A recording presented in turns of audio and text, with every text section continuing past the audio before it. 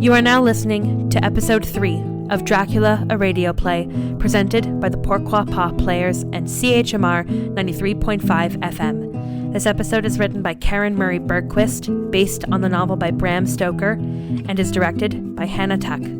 We hope you enjoy.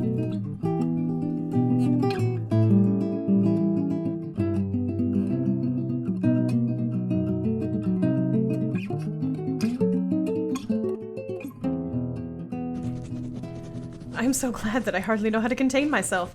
It is, I suppose, the reaction from the haunting fear which I have had, that this terrible affair and the reopening of his old wound might act detrimentally on Jonathan. I saw him leave for Whitby with as brave a face as I could, but I was sick with apprehension. The effort has, however, done him good.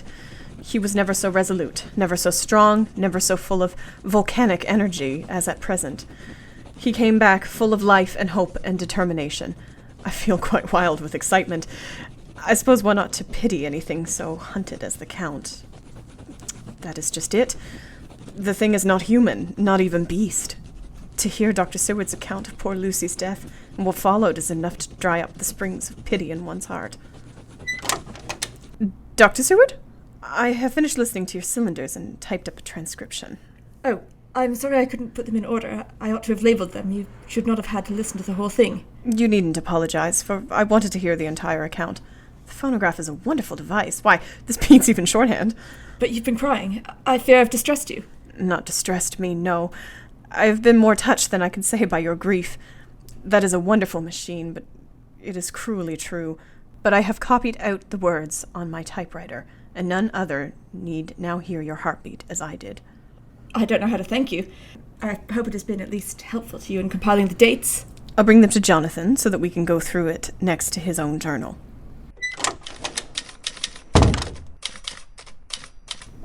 That's so good Madame Mina is making the accounts line up, friend John. Yes, she and her husband are hard at it. How did she take the story found in your diaries?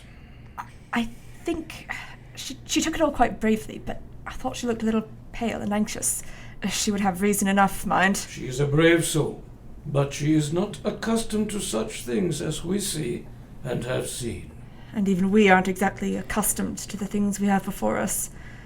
Sometimes I think we're all mad, and will wake to sanity again one day in straight waistcoats. Courage, my friend. We shall summon the others when Madame Mina and her husband have done with their so important work, and we shall work out what our enemy will do. We need no longer work in such secrecy. Ah, here they are. Professor, I must thank you again for what you've done. I've felt a new man since you confirmed for me that what I saw was not the figment of my imagination. I feared for my sanity, I feared for my life, and indeed I feared I would be put away somewhere like this.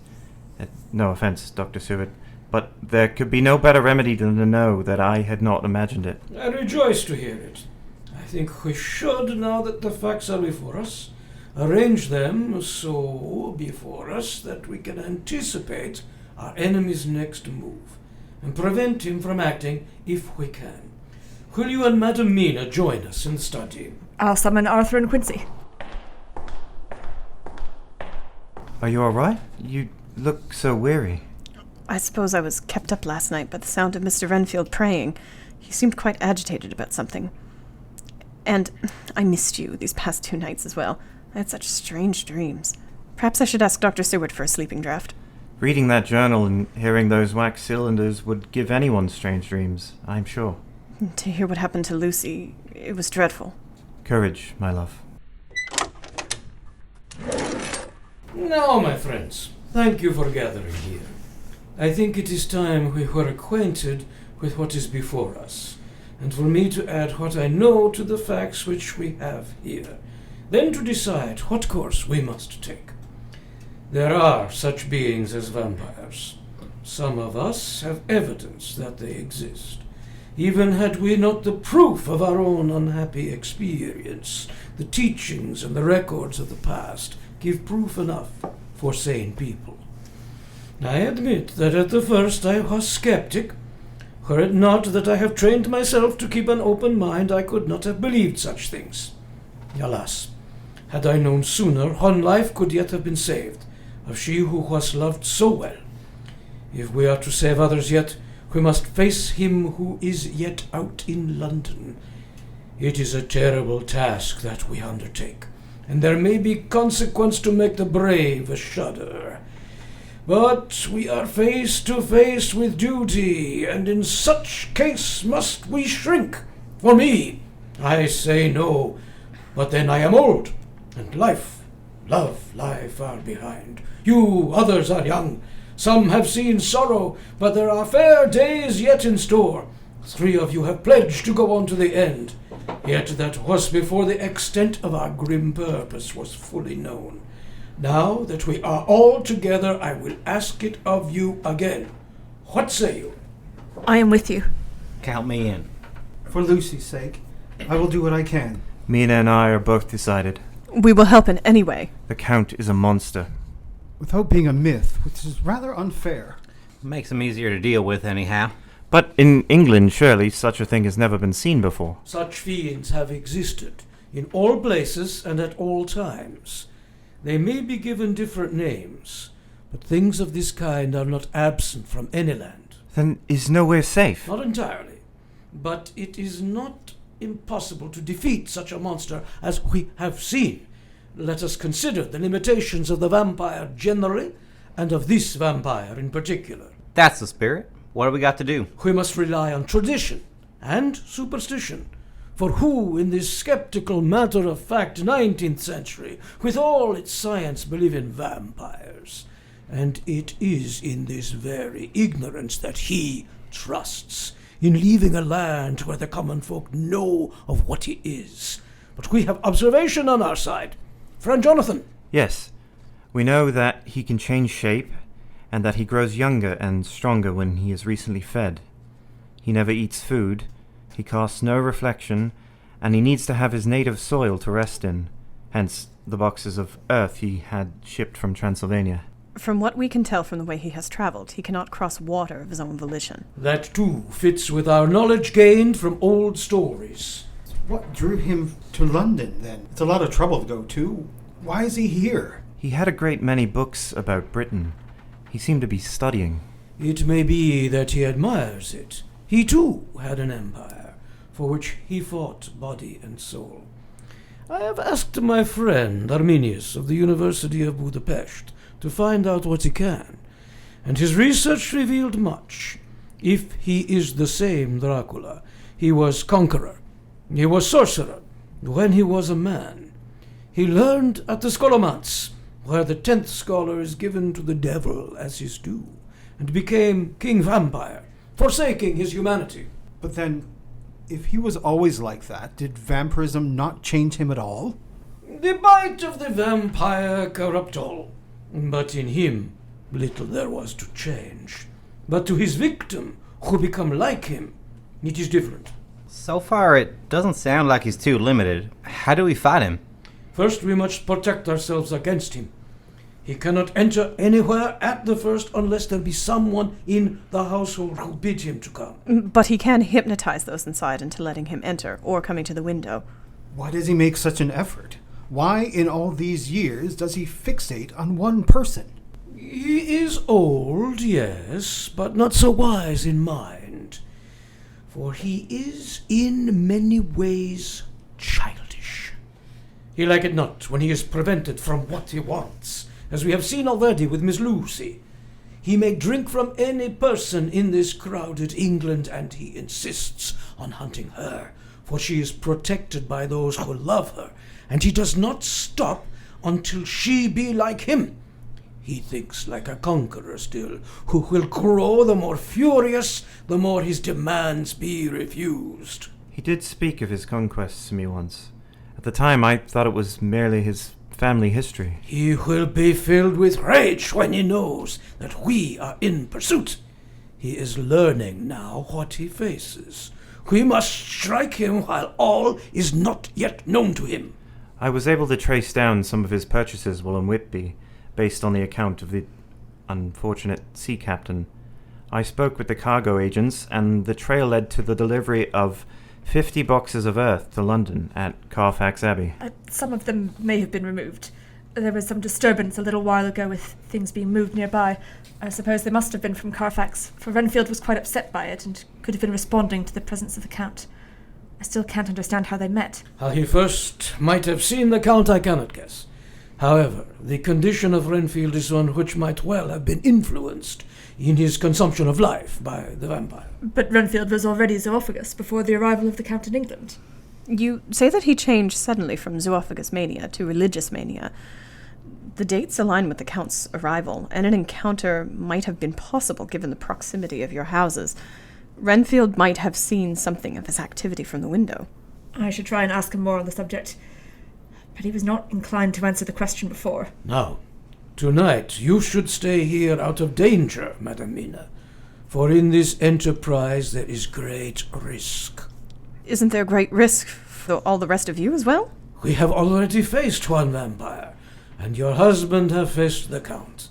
But you, who have not yet come face to face with one, need not be further endangered.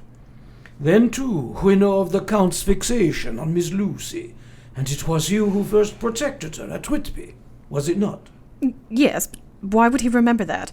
He would surely go after any of you for the same reason. Mina, you know how I hate to keep anything from you, but if in doing so I can keep you from having to face him, I would rather do so.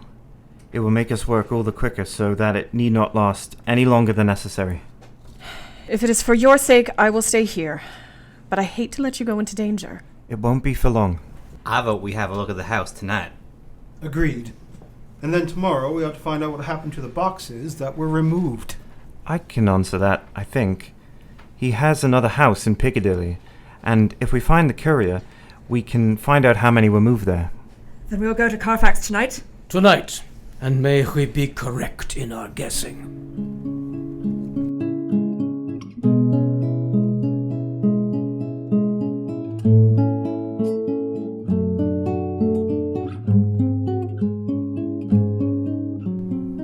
Mrs. Harker. Mina, please. Mina, I wanted to give you back something of yours.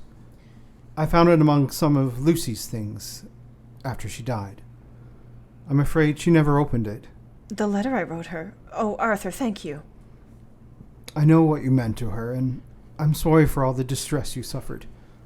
Would you, for Lucy's sake, let me be like a brother to you? With pleasure. I have often regretted that we never met before all of this. I know how much you wished us to meet, just not under, well, such circumstances. I know. Thank you, Arthur. If only I had never gone to Whitby. If only I hadn't taken to going to the graveyard. Lucy would never have sleepwalked there. Then she might not have been attacked, and she would be alive now. I wish I could have gone with Jonathan and the others. This idleness is allowing me to contemplate all sorts of gloomy things, and I am anxious, not only for their safety, but for things I cannot yet name, even to myself, which I suppose is due to the suspense. I must not tell Jonathan of this, or let him see that I have been crying, for it would only trouble him more.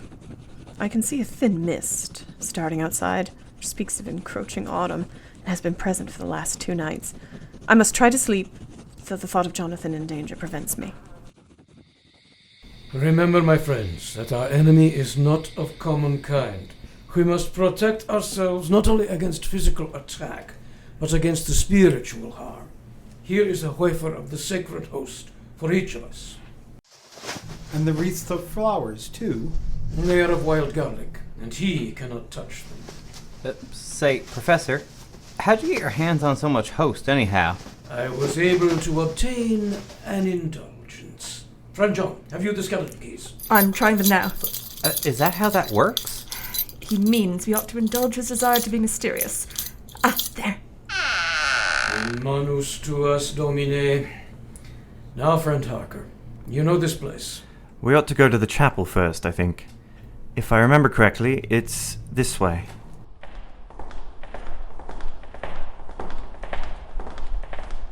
Here are the boxes. Are we sure we're alone? That is to say, there are footprints in the dust here. I took photographs of the place before going to Transylvania. Those are my footprints. What was that? Rats that he has sent! Oh, they're everywhere. Hang on. I brought a precaution against this. I had a feeling this place might rather be infested. I don't think that scared them, Art. Oh, that might. Go on, good dogs! Well, they made short work of that. Oh, there's a good girl. And a good boy. Oh, and another good girl. After them! They certainly did the job, the little beauties. But let us not forget our task here, friends. Come, the boxes must be made uninhabitable for the undead. And for that, we must use the host, that which he cannot abide. I'll lock the outer door, in case of any unwanted intrusion. Do you think that'll stop him? It'll slow him down. I'll watch the windows. What is it? I thought I saw something. Someone coming in. What was that? Sorry, there was a bat on the windowsill. Did you hit it? No, it flew way too quickly. I don't think we should stay here any longer than we have to. That is 29 of them out of his hands. Leaving 21 more. We will have a task before us tomorrow. We will be quick at our work, and when he comes back from his prowlings tonight, he will find no place here for him to shelter. And then I'd like to get back to Mina as soon as I can. She'll be waiting for me.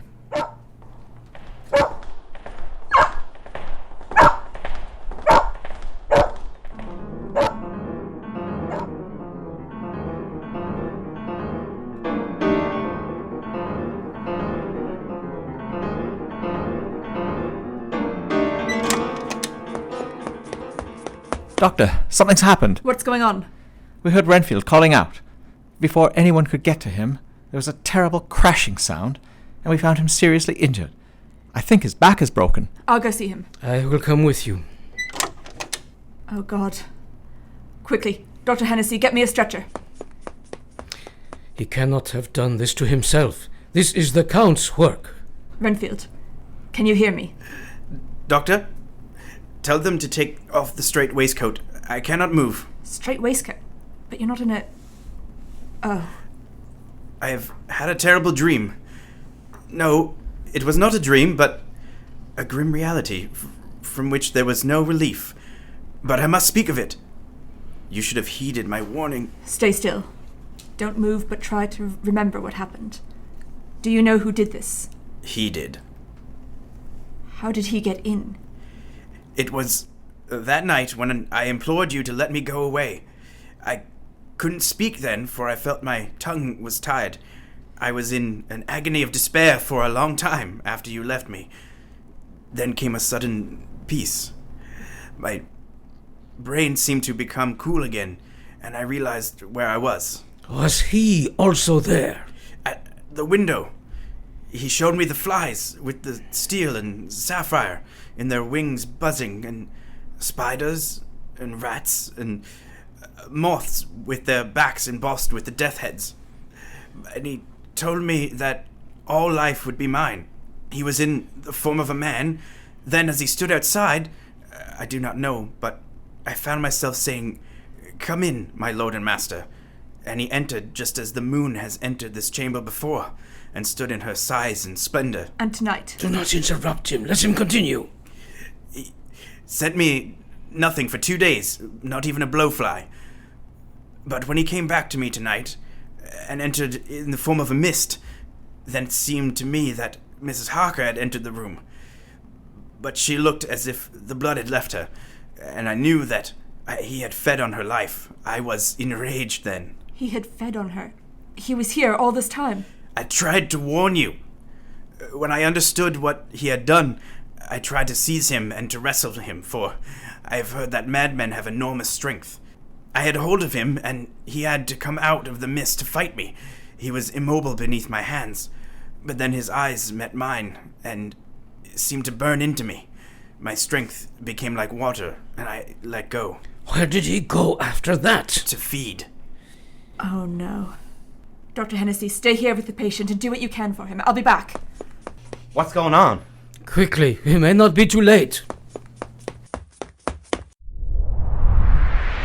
So, you would play your brains against mine. You would have your friends try to destroy my sanctuaries. They will learn to trifle with me, a Dracula, these lordlings and common fools. I will use you for a time as my bountiful winepress, and they will see you turn against them until at my pleasure you join my ranks and become my servants. No. And you, their best beloved one, are now to me flesh of my flesh, blood of my blood, kin of my kin.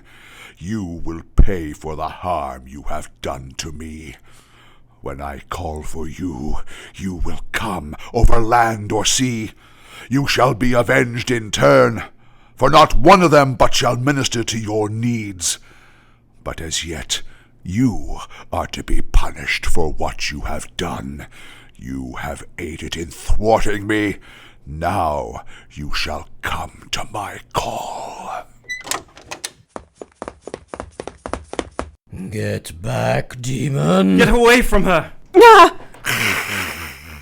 You seek to baffle me. My revenge has only just begun.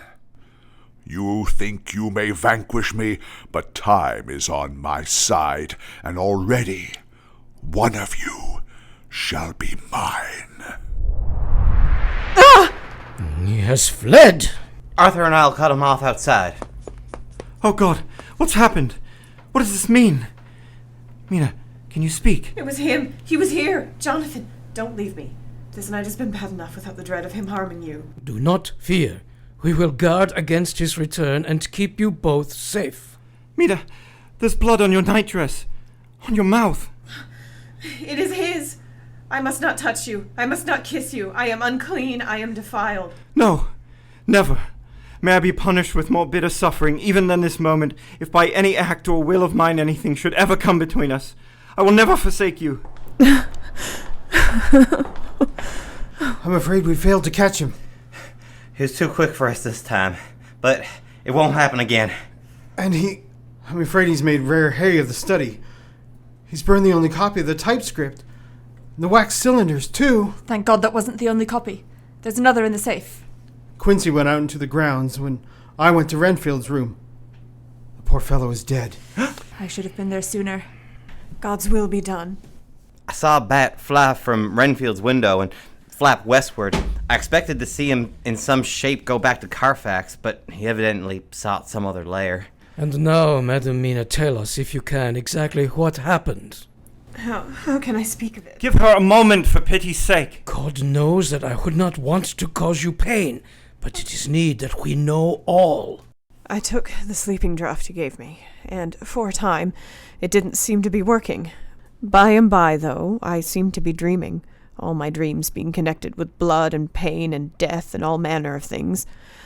I must have been asleep, for when I woke there was a thin mist in the room. And then my heart sank, for a tall, thin man, all in black, stood nearby. I knew him at once from the description of the others. I knew, too, the red scar on his forehead where Jonathan had struck him. I would have screamed out, only that I was paralyzed. With that, he pulled open his shirt and with his nails opened a vein in his breast. When the blood began to spurt out, he took my hands in one of his and with the other seized my neck and pressed my mouth to the wound so that I must either suffocate or swallow some of the... Has been banished for tonight. One of us will sleep outside this room and guard you, so that no foul thing can enter.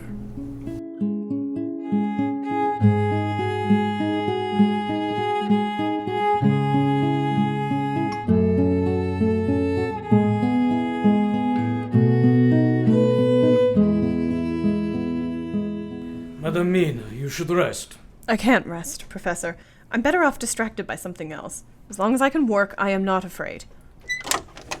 Art and I found the workmen who delivered the boxes. They confirmed the rest of them are at a Piccadilly in a house belonging to Count de Ville. But it'll be quite impossible to enter. At Carfax, there was a garden wall to protect us. And the cover of night? But in the middle of Piccadilly? We'll never find the privacy. Then we must hire a locksmith to open it for us. No, my friend Jonathan, you go take the lock of 100 empty houses in any city in the world. And if you do it as such things are rightly done, and at that time such things are rightly done, no one will interfere. We will do it ourselves. I have read of a gentleman who owned a so fine house in London, and when he went for several months of summer to Switzerland and lock up his house, some burglar came, broke window at back and got in. Then he went and made open the shutters in front and walked through the door before the very eyes of the police. Then he had an auction in that house and advertised it and put a big notice, and when the day come he sell off all the goods of that other man who owned them. Then he go to a builder and he sell him that house, making an agreement that he pull it down and take all away. And when that owner come back from his holiday, he find only an empty hole where his house had been. This was all done en règle, and in our work we shall be en règle too. We shall go after 10 o'clock, when there are many about, and such things would be done were we indeed owners of the house. It's nearly 10 o'clock now. We can be there and back before too long. Here, I can be of help.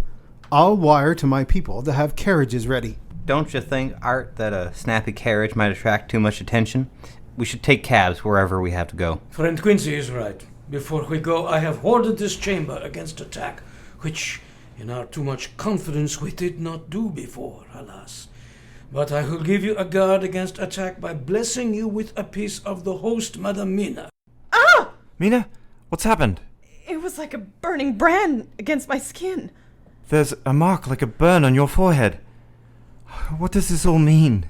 Am I so lost already? Must I bear this mark until Judgment Day? No, it means that we must act with all haste, for it may be that the mark is but a reminder of the urgency of our need, and the hope that we may remove it must spur us to action. Art and I are ready. I'll go with you. Must you? Perhaps you ought to stay here. The Incorporated Law Society might not look kindly on your getting caught up in housebreaking. If we're caught, of course. Indeed, friend Jonathan, stay here with Madame Mina, and we will return soon.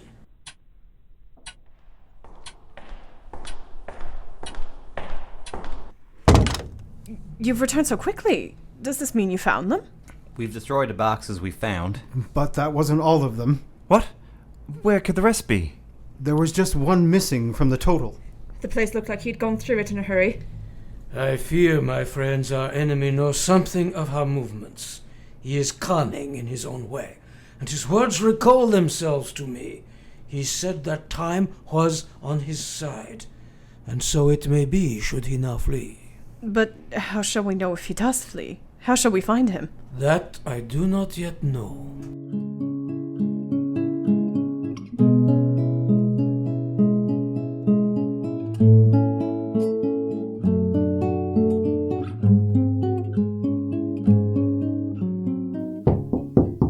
Professor! Madame Mina, why do you wake me before sunrise? I want you to do something for me. What would you ask at this hour? Can you put me into a hypnotic trance? Why would you wish it? I can, if you so insist, but what good will it be? If he has bound me to him, perhaps I could use it to our benefit. Mina, what's going on? Gather the others, friend Harker, for I think there will be much to learn from this little experiment. Now, Madame Mina, watch my hand, and clear your mind, and keep your eyes on my hand alone. Good. Where are you? I do not know. Sleep has no place it can call its own. What can you hear? I can hear the sounds of water, but they are muffled. It is all dark around me, and there is a swaying back and forth. Then you are on a ship? Oh, yes. There is the sound of feet tramping overhead, and the creak of a great chain, and metallic sounds of the capstan. I hear water lapping and the splash of waves, while the flapping of a sail is faint in my hearing. What are you doing? I am still. Oh, so still. It is like death. What else do you notice? Madame Mina. Professor Van Helsing? Have I been talking in my sleep? How long have you all been here? We have been unexpectedly lucky, Madame Mina. Once again, I praise your quick thinking. You have given us the Count's position and revealed that he is fleeing, and by a sailing ship. It worked! We may not yet be too late. If we leave now, we can cut him off. Stay! That ship was weighing anchor as Madam Mina spoke.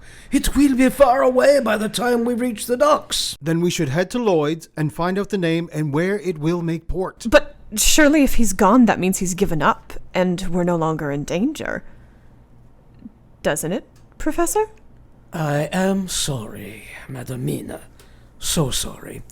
The need is all the greater now to pursue him. He has made with you a baptism of blood, and what he has done to you means, if he be not destroyed, then whether you live or die, you must become like him in the end. No! Oh, God. We will find him. We must. If I can only drive this blade through him, and beyond that, send his soul into hell. Jonathan, think what you are saying. We must destroy him, but such a monster needs our pity more than any living creature. How can anyone pity such a fiend? Because someday I may need such pity myself. Oh, Mina. Forgive me.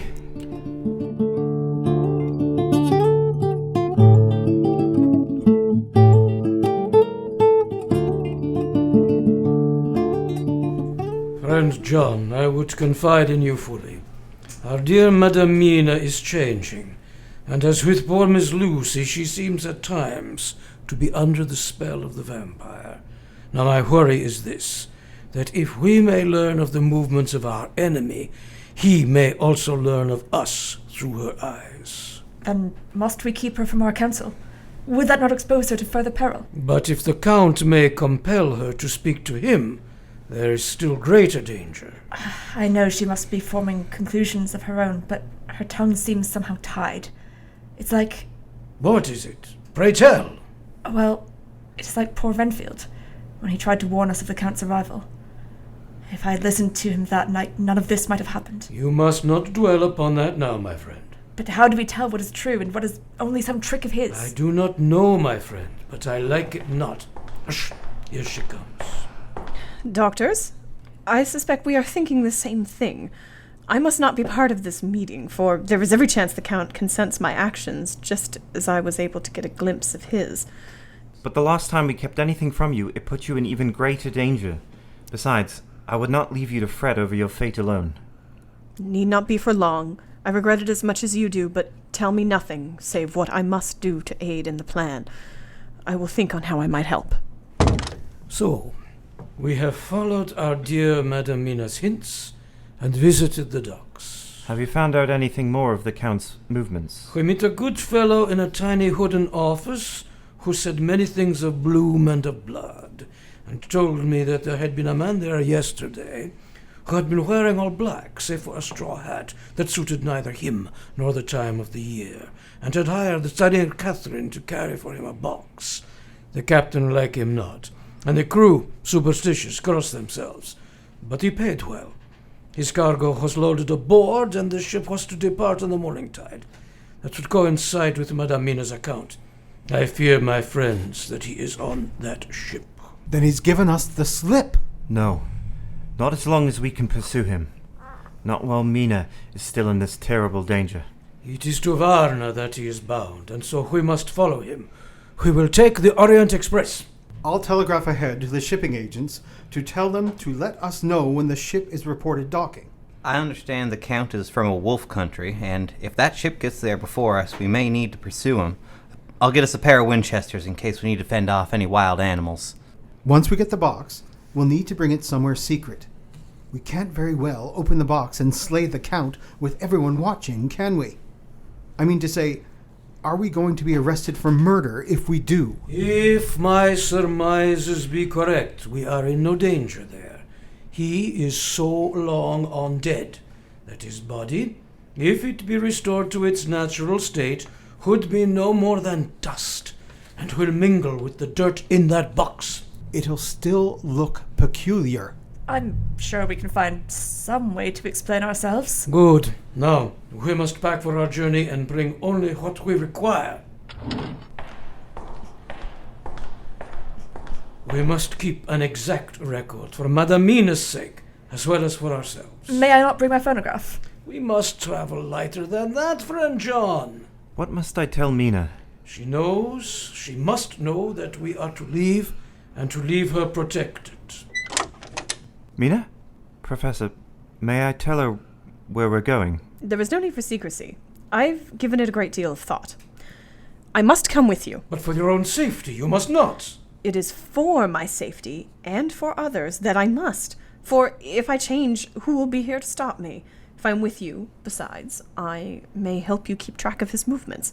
But if I am here and he calls to me, I know I must follow, even though my will recoils from it. She is right.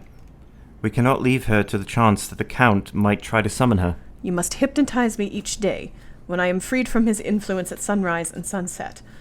We can ensure that even if he reaches shore before us, we can find him and track his movements. We must first find when he may land. If we can stop him before sunset at the moment he reaches shore, we may find it easy task enough. What shall we do exactly? We shall at the first board that ship. Then, when we have identified the box, we shall place a branch of the wild rose on it. This we shall fasten, for when it is there, none can emerge. So at least says the superstition. Then, when we get the opportunity that we seek, when none are near to see, we shall open the box and all will be well.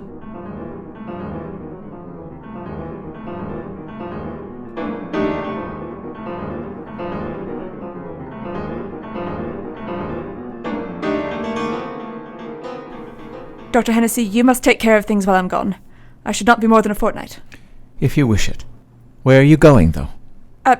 A small tour of Eastern Europe, in aid of some private research. You may rely on me to manage everything here. Dr. Seward, Mina's called us in for a meeting in the study. I'll be right there.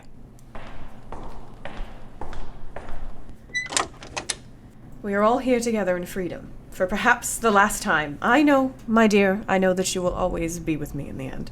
I will be with you to whatever end may be before us. But I am not as you are. There is a poison in my blood which may destroy me, and it is because of this that I must ask you all to promise me something before we go in pursuit of our foe. What would you ask of us? My friends, you know as much as I do that my soul is at stake. Therefore, this is what I ask, so that there is no confusion about it, should the time come. If I am changed into a vampire, you must kill me. Never. You will be in terrible danger from me, both for your life and your soul, if I become like him. You must promise now, while I am still myself, that you will set me free from such a fate, and save yourselves from sharing it. Please. I'm only a rough fella who hasn't perhaps lived as I ought to, but if I give a promise, I'll keep it. And I promise to do as you ask. My true friend. I will do all possible to ensure it need not be. But if I fail, I promise I will heed your wishes. I promise as well. Must I promise too? Yes, you too, my love. Mina. You must swear it, for if that time should come, I will be leagued with your enemy against you. I would not have you falter then and risk your own life and soul. And there is something else I would ask of you before we set off on this journey. What is it, my dear? I want you to read the burial service. It may be necessary to say it before long. You would ask this of me? I would ask it of no other. I wish only to hear it in your voice while I still know it. I am the resurrection and the life, saith the Lord. He that believeth in me, though he were dead, yet shall he live, and whosoever liveth and believeth in me shall never die. Even a skeptic, who can see nothing in anything holy or emotional, would have been melted to the heart had he seen that little group of loving and devoted friends kneeling round that stricken and sorrowing lady, or heard the tender passion of her husband's voice, as in tones so broken with emotion that he often had to pause. He read the service from the burial of the dead. I cannot go on. Jack? Arthur! I was just recording my diary. You needn't... After tonight, I don't think I'd have the heart to. No, I had to stop midway. But Mr. Harker asked that I take it down, as he felt he was hardly equal to the task. It seems I wasn't either. I think your phonograph's still on. Oh, God!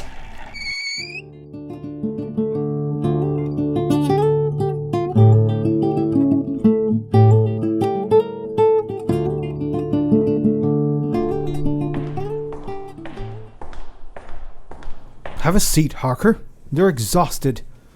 Have you slept since we've reached Varna? The ship should have docked by now. Is there no word? Not since this morning, when they wired to say it hadn't arrived. And the last we heard was from the Dardanelles the day before yesterday? Yes, and it's a full day's sail from there if the weather is good. I'm inclined to agree with Harker, Art. That ship ought to have docked yesterday evening. We'll be able to get hold of the box as soon as it lands at any rate. I've told the shipping agent that there's a box on board containing some stolen items. It's not a lie that would stand up for long, but if we're right about when that ship will arrive, it won't need to. Oh, may it be news of the Count? It's a telegram, all right. The ship reached Galats, on the Danube.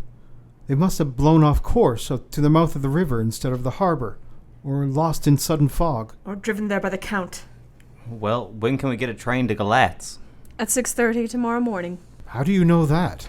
You forget that I am the train fiend. At home in Exeter, I would always have the schedules ready, and I found it so helpful and enjoyable that I memorized the ones that we might need for this journey in advance. I know when we can catch the train to Galatz. Wonderful woman. Unhappily, it is not a frequent route, but at least we can prepare for the trip tonight. Couldn't we get a special? I'm afraid not, and even if we did, it might not arrive any earlier. Then let's get ready for action. Art, if you get the tickets, I'll go down with Harker to see the vice-consul about papers to board the ship. We'll have to try and muddle through in German, but it should be all right. I will try to be of use in any way, and write down everything we know. Somehow I feel freer of late, as though his influence has been lessened. Madam Mina, would you be so kind as to bring the typescript of your journal? There is something I wish to look at. Quick, while we are alone, I see you are struck by a new thought. Tell me. There is some change. She seems more like herself again. It is a hope that makes me sick to think on, for it may deceive us. We think the same. Yet she struggled to say the word vampire. What does it mean? I think I can piece it together. In the trance of 3 days ago, the Count sent her his spirit to read her mind, or more like, he took her to see him in his earth box in the ship with water rushing. He learned then that we are here, for she have more to tell in her open life with eyes to see and ears to hear than he, shut as he is in his coffin box. He knows we're here. Will he try to call her to him? I do not yet know, but his influence is lessened for now. Now he make his most effort to escape us. At present he want her not. Then we may have no further knowledge of his movements. What then? We will know tomorrow morning, when once more she is hypnotized.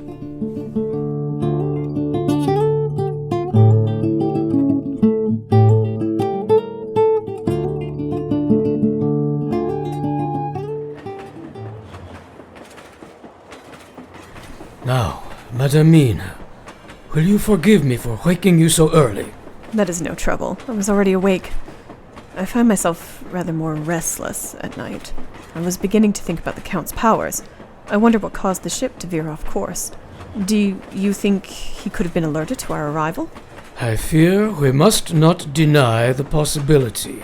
Then there is great risk in hypnotizing me. What if he can see our movements? It is a risk we must take if we are to know where to follow. Then let us act quickly, before the sun rises.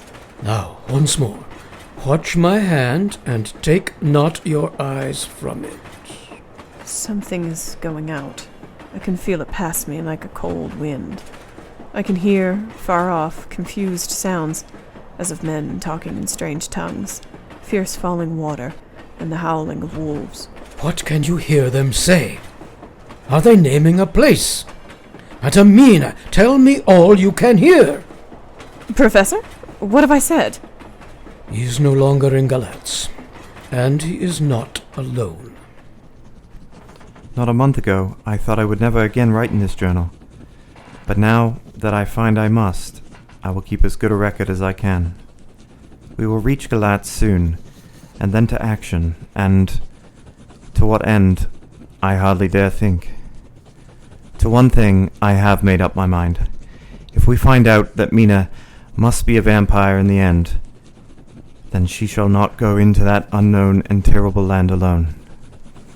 I suppose it is thus that, in old times, one vampire meant many.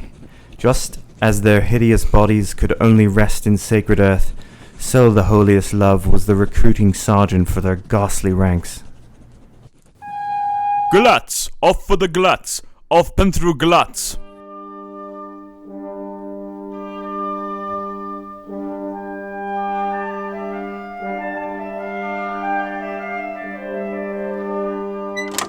Mr. Morris, you're back swiftly. Miss Harker, well, I didn't have much to do while the others asked questions, as I don't speak a word of German or Romanian or anything else, in fact. But I know how to go shopping in any language, and, well, I thought I'd buy you a gift. Hope you like it. A traveler's typewriter, Mr. Morris. You are too kind. Well, I couldn't have you getting writer's cramp. I know how you like to take down every detail. Thank you. Oh, it's wonderful! I'll type out everything we know so far. I have an idea that I need to test. Our path grows murky yet again. We have no knowledge of the Count's actions after his great box was handed to the agent Quincey, who took it off the ship and handed it to a party of people unknown. Could Mr. Skinsky not be found? He was found with his throat torn out in a barn outside the city. So, once again, the Count's claimed another life and we don't know where he's gone. But I might. How do you know? And where is he? I've typed up everything we know so far, and unless you have something to add to the account, I believe I know how the Count must travel. He is deathly afraid of our pursuit, and wishes to reach his castle before we arrive. But 2 methods of travel, road and rail, come with attendant delays and inconveniences, leading me to believe that he will go by water. And I've looked at the map. He'll be following the Sereth or the Pruth River. Of those 2, the Pruth is easiest to navigate, but it is the Sereth that joins with the Bistrica after the Pourquoi-Pas, and would bring it closer to the castle. So, it is my belief that it is the Sereth that he has taken. Then we will follow him there. Madam Mina, you are once more our teacher. The Count stands no chance against your brains. You've saved us. Not yet. There will be need for action, and we go directly into danger. We must go swiftly and each in pairs. I'll get a motor launch. We can take the river all the way to the castle. I'll find us some horses so that we can follow by land. I will go with Quincey. We are used to hunting together, and we ought to be a match for whatever we may encounter. Beware, my friends. The Count is danger enough, but as he must be brought in his great earth box, he will have servants, who will be armed, no doubt, with many weapons and ready to fight. How could he hire anyone? He's feared and hated by most, though there were some whom he hired to remove his boxes and carry them to the ship when he was going to England. I know not who they are, nor what compelled them to serve him, whether by bribe or threat, or the control that he can exert. It may be that they know not what they carry, or if they do, that they are under his power in some way. I don't like the thought of fighting ordinary people, but we must reach that box. We'll fend them off if they fight. If they've been bribed or threatened into the job, maybe they'll flee before it gets serious. You must not be alone, Art. If it comes to a fight, a chance thrust. Mr. Harker, would you like to join me abroad? I would stay with Mina, if I may. My love, I would stay with you too, but the professor has the upper hand when it comes to knowledge of the undead. I'm safer with him than with anyone. I pray you're right. If one of us can reach that box, we must not waste a moment. Don't worry on that front, Harker. If we're first to reach the Count, I won't hesitate to act. I swear. And Mina's right. She will be in safe hands. Be not afraid for Madam Mina. She will be my care, if I may. I am old, my legs are not so quick to run as once, and I am not used to ride so long or to fight with lethal weapons. But I can fight in other way, and I can die, if need be, as well as younger men. Now, what I would is this. While you, my Lord Godalming, and friend Jonathan go in your so swift little steamboat up the river, and whilst John and Quincey guard the bank, I will take Madam Mina right into the heart of the enemy's country, to the castle of Dracula. Here, Madam Mina's hypnotic power will surely help. There is much to be done so that the nest of vipers be obliterated. Do you mean to say that you would bring Mina right into the jaws of his death trap? Not for the world! Have you seen that place? That awful den of hellish infamy where the very moonlight is alive with grisly shapes, and every speck of dust a devouring monster. Have you felt the vampire's lips upon your throat? It is to save me that we must go there, Jonathan. Well, you must not go unarmed. Here, take this revolver Quincey gave me. What about you? I still have my kukri. Will bullets be enough to destroy such an enemy? It is not likely that we should be the ones to intercept the Count. Still, it may be useful against wolves. Now, my friends, as we know where we are bound, we must depart. We will meet again. I promise. Godspeed, my love. Arthur, guard him well.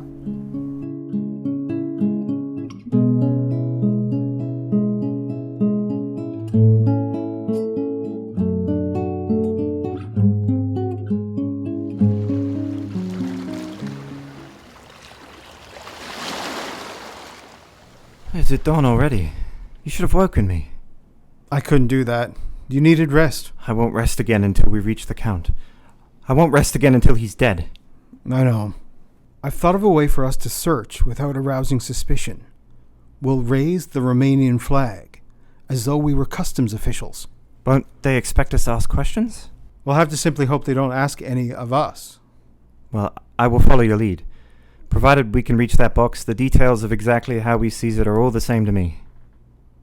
Mr. Harker, maybe it's none of my business, but if we're too late, I mean to say, it's not a fate she would want you to share. I will not need to. We all promised to heed her wishes if the need arises. Did you? It will not come to that. It did with Lucy. I know. I'm sorry. And when she called to me, I thought, for a moment I thought... They have that power. It is another reason that I hesitated to share my journal with Mina. When those terrible creatures approached me, I found I could not resist them. We're far more prepared for what we're up against now. But that might not be enough. I cannot think of it. We will reach him. We must. The only consolation, and a small comfort it is too, but the only consolation I have is that at the very end, Lucy looked peaceful again. You did right in setting her free. But do not ask me what I will do if the time comes.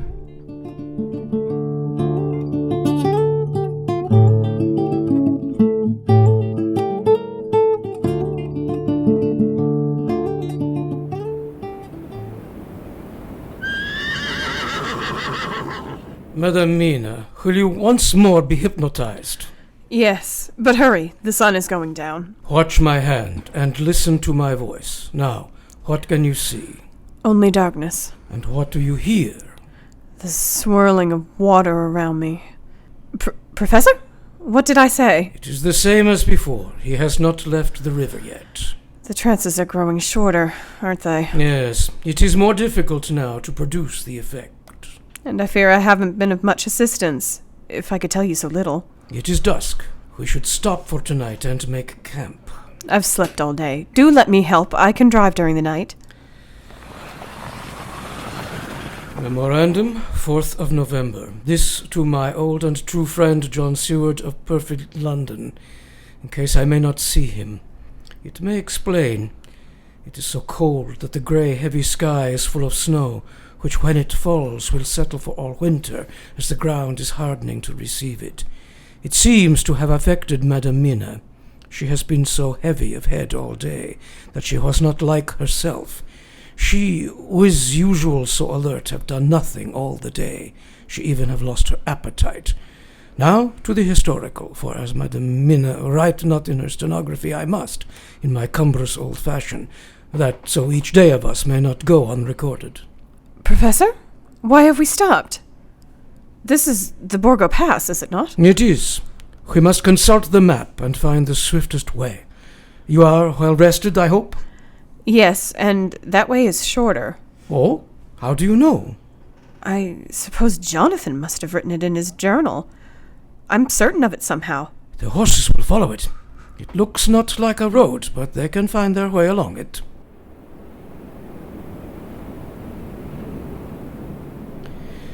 It is now not far off sunset time, and over the snow the light of the sun flows, so that we throw great long shadow on the mountain. Then I arouse Madam Mina. This time she wake with not much trouble, and then I try to put her to hypnotic sleep. But she sleep not. Still I try and try, till all at once I find her and myself in the dark. So I look round and find that the sun have gone down, Madam Mina laugh, and I turn and look at her. I am amazed, and not at ease then. But she is so bright and tender and thoughtful for me that I forget all fear. I tell her to sleep while I watch, but presently I forget all of watching, and when I suddenly remember that I watch, I find her lying quiet but awake, and looking at me with so bright eyes. The sun rise up, and then sleep come to her too late, but so heavy that she will not wake, and she look in her sleep more healthy and redder than before, and I like it not. I am afraid of all things, even to think. The stake we play for is life and death, or more than these, and we must not flinch.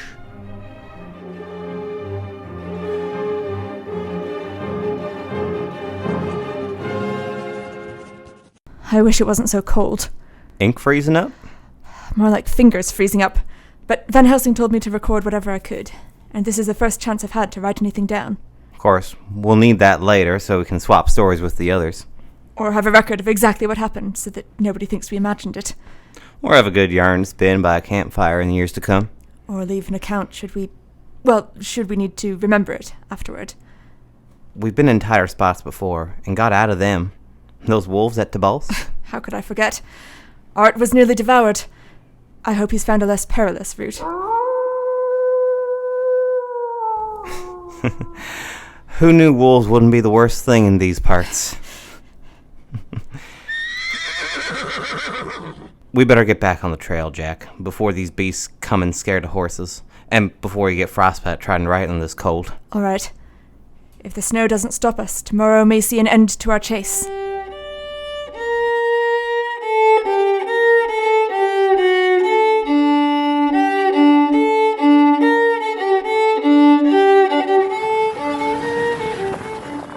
Look! It is the castle, high up on that mountain top. What an imposing sight. It would be beautiful if we didn't know all we do of it. We must stop here for now. I will build us a fire after the horses are fed. I dread getting any closer to that place where Jonathan suffered for so long, but I suppose we have to. The snow may block that dismal view from our sight before long. The light is failing. Will you try to hypnotize me again? I will do as before. Now watch my hand. Madam Mina, what can you see? I see your hand before me. I can't make it work. I can't do it. Do not trouble yourself by it. Come, sit by the fire. Will you dine with me? There's no need, Professor. I ate already while you were feeding the horses. We will stay the night in the wagon, for we cannot drive in such heavy snow. But let me take precaution while we are stopped, and lay the host around us in a circle, that no evil may pass it. Something's coming. I can see it through the gloom. It is coming closer, taking shape out of wind and swirling snow. Look, I think she's brought us food. You called to us. Now come and join us. Step away from that fire. We don't need fire to see in the dark. Never. I will not come to you. Professor, if I try to run, stop me. I can't go any further. If I can't go any further, you can't come any closer. You cannot keep us from you forever. Stay back. Madam Mina, if they should break through, I will protect you with my life. They won't hurt me. It is I who should protect you, Professor. The horses! They will not satisfy us for long. There. Now how'll you get on without them? You don't need to worry about that, Mina. You won't need such things anymore. How do you know my name? It would be rude not to. Not now that you're one of us. I'm not one of you. I never will be, and I'll die before I let you take me. Then we'll have you even sooner. That scar on your forehead tells us as much. It's morning. It's morning. They've gone. Madam Mina, it is time we eliminated some, at least, of our foes. Will you remain while I find their hideout and destroy them? I must. I still cannot cross the circle. Then the quicker will be my work, and the sooner my return. I will not be one of them. I will not be one of them. I will not be one of them.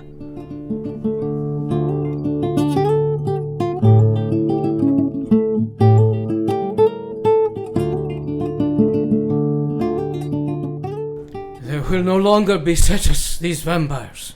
You found them? Yes. Thank you. Professor, may I borrow your field glasses? Certainly, but to see what? There, coming over the snow. There's someone... Oh, no, it is not my husband. There are several of them, around a cart. Do you see a box riding on it? There is a great dark box. It is the cart we have watched for. He knows I am here. Or he will know once the sun is down. What must we do? I will draw another protective circle round us as before. We will shelter here as we did last night. I wish I could help. Your mind must help where your body cannot. Keep the thought of your life, your mortal life before you, and do not yield to what trick the vampire may play. There's Jonathan! How can you tell? I would know him a mile away. And Arthur is with them. We must go to them, Professor. They are nearly upon the cart. For you there is much danger. Stay here and we will watch them. Look, 2 horsemen come up from the south. It must be Quincey and John. Pray God they are in time. We are set upon. Hurry! Hold your ground, all of you. You know what he'll do to us if we flee. They have the same in store for us if we stay.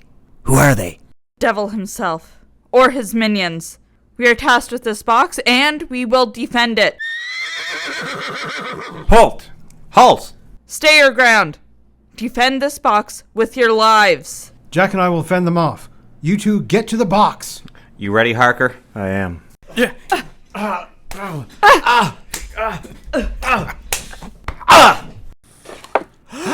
Ride away! Ride before he wakes and shows his wrath. As you told me once, welcome the coming, speed the parting guest! It's over. He's crumbled dust, just as the professor said. It's over. He's gone. I can cross the circle again. Let us go down to them. I fear they have not come through unhurt. We did it. We're rid of them. Quincey! Doctors, come quick! Quincey, no, this cannot be! Mina, no, don't cry now. We're rid of them. But at such a cost. Look, it was worth it to die for this. Look, the mark on your forehead's gone. You're safe.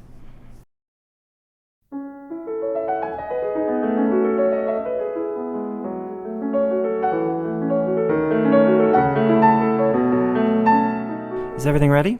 I've just been looking at our compiled notes. How young we all were then. 7 years to the day. We are all, I suppose, a little grayer than we were 7 years ago. Yes, thank God. I welcome it, for the years must tell on us as they don't on the undead. But you have years to go before you match me, my dear. White hair suits you well. That must be friends Arthur and John. I'll go down and welcome them. It's a long journey from Ring, especially if they caught the 6:48 train. Madam Mina, your knowledge of the train timetable is still unparalleled. That surely can't surprise you. Thank you for making such a long journey yourself. I would not let a chance to visit my godchild on his birthday pass by. Arthur John Abraham Quincey Harker, already learning to read. He takes after his parents, young Quincey. Though I think it may be some time before we show him this. He will one day read it and learn of the great soul whose name he carries. And he will one day know what a brave and gallant woman his mother is, and how some men so loved her that they did dare much for her sake.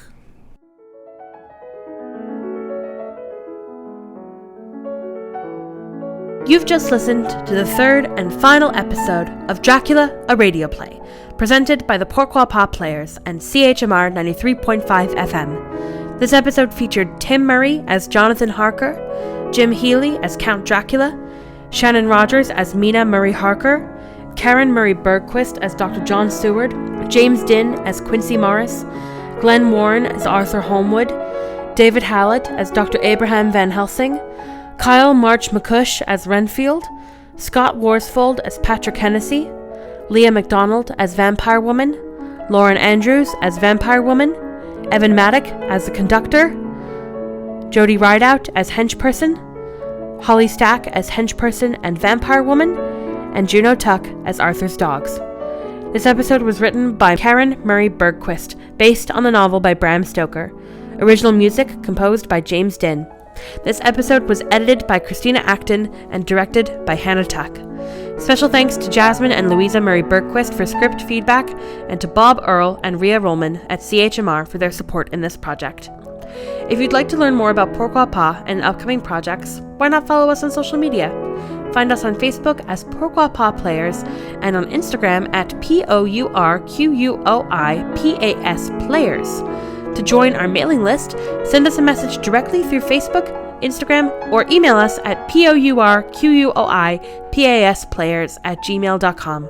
To re-listen to this episode, catch up on previous episodes, and hear bonus content, head to YouTube or Podbean and search for Pourquoi-Pas Players. Thank you for listening, and stay tuned to CHMR 93.5 FM for more great local programming.